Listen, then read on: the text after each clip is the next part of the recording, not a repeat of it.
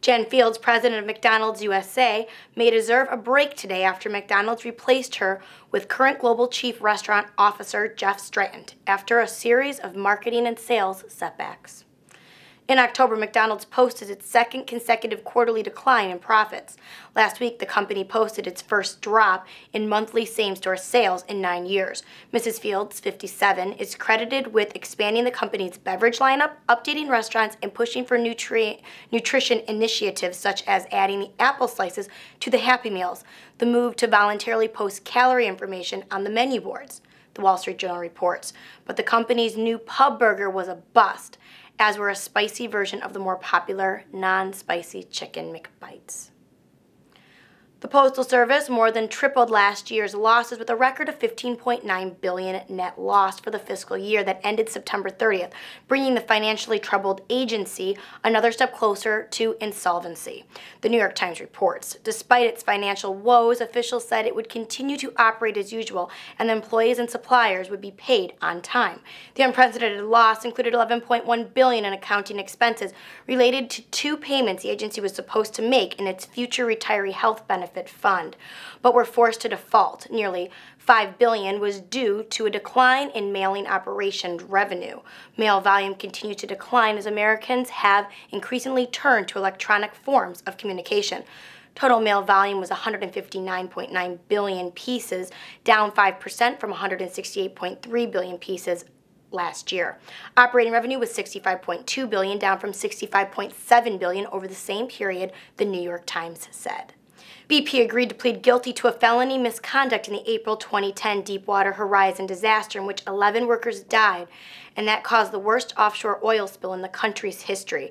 It will pay a record $4.5 billion criminal penalty, which exceeds Pfizer Incorporated's $1.3 billion fine in 2009 for marketing fraud.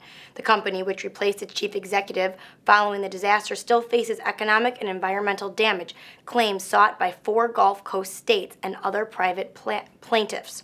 Diverging fourth quarter forecasts sent shares of Target Corporation up 1.7% to $62.44, and those of rival Walmart Stores Incorporated down 3.6% to $68.72 in trading Thursday. Bloomberg News reports. Walmart beat third quarter profit estimates, but earnings estimates for the fourth quarter trailed expectations, according to Bloomberg. Target, which attracts a high-income consumer, meet earnings projections. The sluggish economy continues to put great pressure on Walmart customers, while Target customers appear to have more confidence in their personal finances, according to Bloomberg. Same-store sales rose 2.9% at Target in the third quarter compared to a 1.5% gain at Walmart's U.S. stores. Chrysler yesterday announced plans to add 1,250 new jobs at 3 plants in Michigan and invest $238 million in their facilities, CNN Money reports.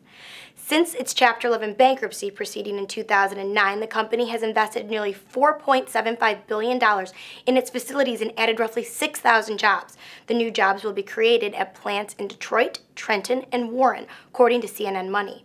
United Auto Workers Vice President General Hollifield described the news as monumental and likened Chrysler to a phoenix rising up from the ashes. Can the nation's 30 largest banks withstand a severe recession in the U.S. and other major economies?